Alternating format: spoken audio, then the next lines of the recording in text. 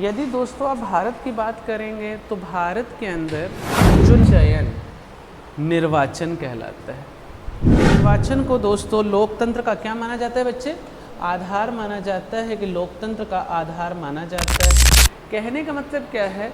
लोकतंत्र में क्या होता है कि लोकतंत्र में दोस्तों होता क्या है कि लोकतंत्र में जनता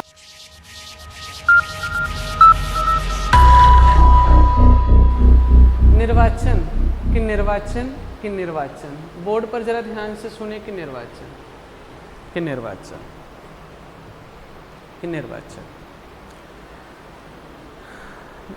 आप कहीं शादी विवाह में कभी जाएं, वहाँ जैसे क्लास में आते हैं काफ़ी सारी चेयर रहती हैं, कितनी चेयर का चयन करते हैं?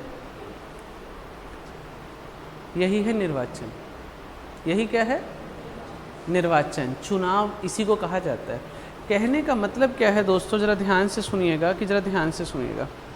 निर्वाचन का मतलब क्या है? उपलब्ध विकल्पों में से, क्या बच्चे? उपलब्ध विकल्पों में से अपनी इच्छा के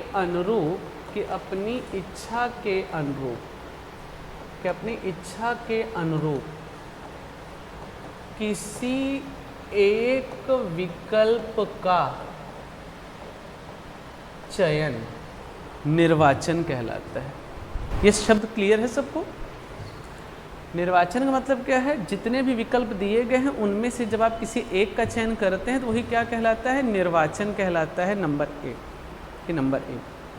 नंबर दो जरा ध्यान से सुनेंगे कि नंबर 2 इसके साथ साथ दोस्तों हम चलते हैं। अब जरा ध्यान से सुनिएगा कहने का मतलब क्या है? कहने का मतलब और जो निर्वाचन रहता है निर्वाचन को लोकतंत्र का आधार भी माना जाता है कि लोकतंत्र का आधार भी माना जाता है किसको? निर्वाचन को दोस्तों लोकतंत्र का क्या माना जाता है बच्चे? आधार माना जाता है कि लोकतंत्र का आधार माना जाता है लोकतंत्र का आधार निर्वाचन को क्यों माना जाता है उसके पीछे आपको एक बात और बता दें। कहने का मतलब क्या है? लोकतंत्र में क्या होता है कि लोकतंत्र में दोस्तों होता क्या है कि लोकतंत्र में जनता निर्वाचन के माध्यम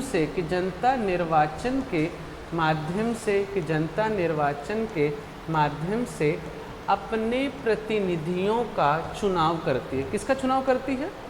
अपने प्रतिनिधियों का चुनाव करती है। उन प्रतिनिधियों का चुनाव करती है जिससे वो शासित होना चाहते हैं। जम्मू कश्मीर में रिजल्ट देखेंगे, हरियाणा का रिजल्ट देखिए, तो कहने मतलब क्या है? कौन सी पार्टी आई, मतलब जनता ने चुना ना। जितने बहुत सारे विकल्प थे, बहुत सारी पार्टियां खड़ी थी, उनमें से किसी एक पार्टी को जा करके वोट दिया होगा। क्यों दिया होगा? क्योंकि उनकी इच्छा होगी कि ये शासन करे, ऐसे इच्छा रही होगी। तो कहने का मतलब यही है दोस्तों।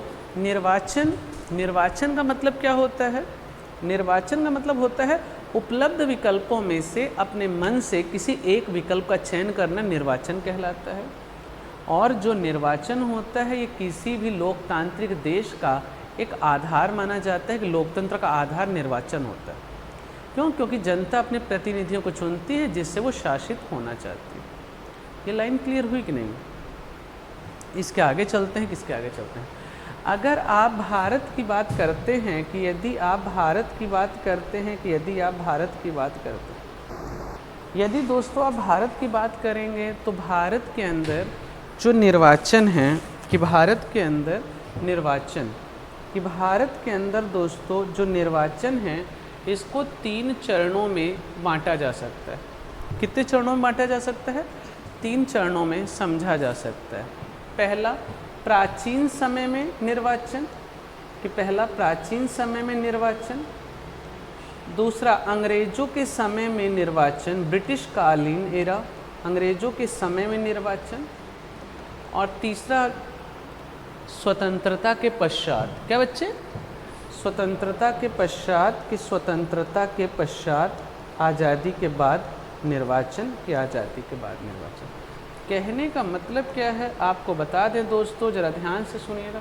कहने का मतलब क्या है, भारत में यदि आप निर्वाचन की बात करते हैं, कि भारत में यदि आप निर्वाचन की बात करते हैं, तो निर्वाचन जो रहता है भारत के अंदर, इसको आप 3 चरणों में देख सकते हैं। कि भारत के अंदर निर्वाचन का इतिहास जो है, भारत में अभी तक जो निर्वाचन का इतिहास देखा गया है, उसको आप, उसके इतिहास को आप 3 चरणों में समझ सकते हैं। कितने चरणों में बांटा जा सकता है? 3 चरणों में बांटा जा सकता है। भारत में निर्वाचन को 3 चरणों में देखा जा सकता है, कि 3 चरणों में देखा जा सकता है। प्राचीन समय में आप पढ़े होंगे या आप पढ़ेंगे आने वाले समय में, पहले कहने का मतलब क्या था, आप पढ़ेंगे कि वैदिक युग, उत्तर वैदिक युग, उसके बाद 16 महाजनपदों का उदय, फिर कौटिल्य, अर्थशास्त्र, ये सारा धीरे धीरे आ जाता है ना। बौद्ध, अगानासूर, ये सारी चीज़ें आपने कहीं ना कहीं नाम सुनी होंगी, कि कहीं ना कहीं आपने नाम सुने होंगे। तो कहने का मतलब प्राचीन समय की बात करते हैं, तो प्राचीन समय की दोस्तों अगर आप बात करेंगे, तो नंबर 1, प्राचीन समय में जो निर्वाचन होता था, कि प्राचीन समय में जो निर्वाचन होता था, प्राचीन समय में जो निर्वाचन मतलब महाजनपदों में, कि महाजनपदों में जो निर्वाचन होता था, कि महाजनपदों में जो निर्वाचन होता था, उसकी हम बात करें तो प्राचीन समय में जो निर्वाचन होता था, वहाँ की अगर आप बात करेंगे, तो निर्वाचन में बच्चा क्या होता था, कि जनता के द्वारा सीधा अपने राजा का चुनाव किया जाता था। जनता सीधा किसको चुनती थी बच्चे? शासक को, राजा को चुनती थी, कि राजा को चुनती थी। और अगर किसी भी देश के अंदर उस देश के व्यक्ति या नागरिक हेड ऑफ द स्टेट को चुनते हैं, तो उसको हम क्या कहेंगे?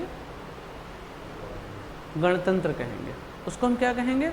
गणतंत्र कहेंगे, गणतंत्र कहेंगे। तो कहने का मतलब क्या है, प्राचीन समय में भारत के अंदर जो निर्वाचन था, महाजनपदों के अंदर देखा जाता था कि जो निर्वाचन था, जनता अपने शासकों को स्वयं चुनती थी। तो प्राचीन समय में भारत के अंदर गणराज्य की भूमिका देखने को स्वतः ही मिल जाती है, जो आज वर्तमान में प्रेम्बल के अंदर भी आप देख सकते हैं। रिपब्लिक शब्द का इस्तेमाल किया गया ना, डेमोक्रेटिक, रिपब्लिक डेमोक्रेटिक, लोक, गणतंत्र, लोकतांत्रिक। तो रिपब्लिक जो है मतलब भारत में प्राचीन समय में जो चुनाव हैं वो एक गणतंत्र को दिखाते हैं। यहाँ पर समझ में आया कि नहीं आया?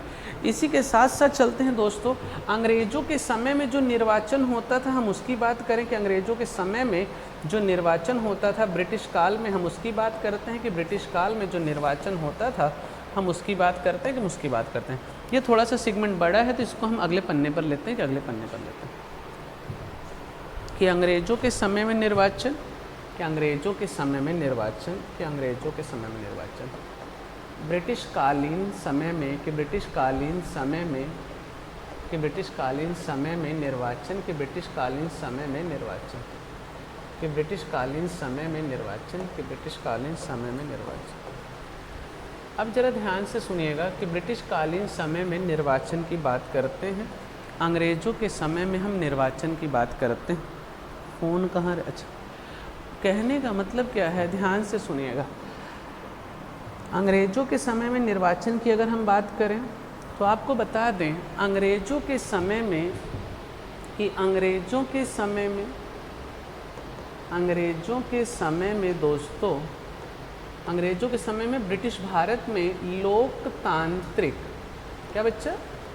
लोकतांत्रिक संस्थाओं का उदय क्रमिक रूप में हुआ था, कि लोकतांत्रिक संस्थाओं का विकास क्रमिक रूप में हुआ था।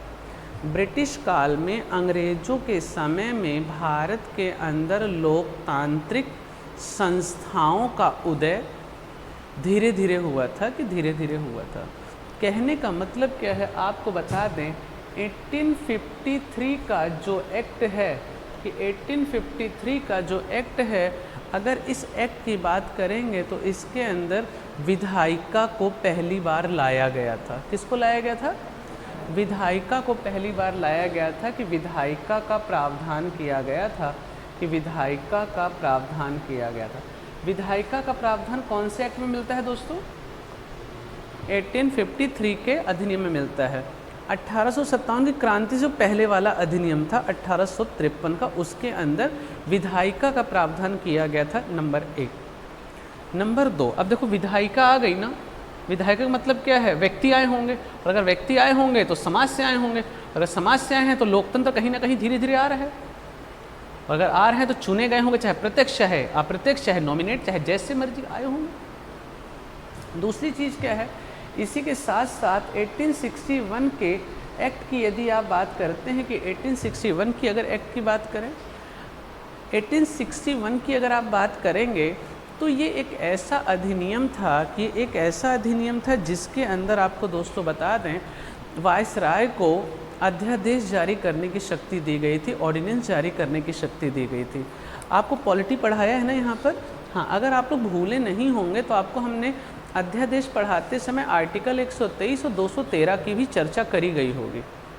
आर्टिकल 123 के अंदर राष्ट्रपति को ऑर्डिनेंस जारी करने की शक्ति, और आर्टिकल 213 के अंदर किसको? राज्यपाल को, कि राज्यपाल को अध्यादेश जारी करने की शक्ति। तो जो आज हमारे संविधान में अध्यादेश जारी करने की शक्ति राष्ट्रपति और राज्यपाल दोनों को दी गई है, उसका इतिहास के पन्नों पर देखें तो 1861 के एक्ट में चर्चा मिलती है, कि चर्चा मिलती, चले जाओ 1861 के एक्ट में क्या मिलती है बच्चा? चर्चा मिलती है, कि 1861 में चर्चा मिलती है। तो 1861 के अंदर और भी बहुत सारी बातें थी। 1861 के अंदर नहीं, सुप्रीम कोर्ट के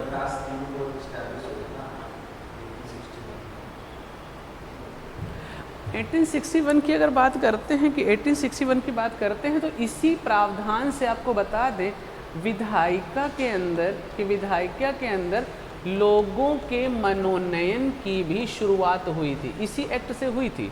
विधायिका आई 1853 के एक्ट से। विधायिका में नॉमिनेशन की जो प्रक्रिया शुरू हुई थी वो कौन से एक्ट से हुई थी बच्चा? 1861 के अधिनियम से हुई थी, कि 1861 के अधिनियम से हुई थी। ये बात समझ में आ गई। और इसी के साथ साथ आपको और आगे ले चलते हैं, 1892 का जो एक्ट था, कि 1892 का जो एक्ट था, 1892 का जो एक्ट था, इस एक्ट की अगर आप बात करेंगे तो इस अधिनियम से, ध्यान सुनेगा, आप प्रत्यक्ष निर्वाचन की भी शुरुआत हो गई थी, कि आप प्रत्यक्ष निर्वाचन की भी शुरुआत हो गई थी, कि आप प्रत्यक्ष निर्वाचन की भी दोस्तों शुरुआत हो गई थी। 1892 के अधिनियम से आप प्रत्यक्ष निर्वाचन की शुरुआत हो गई थी।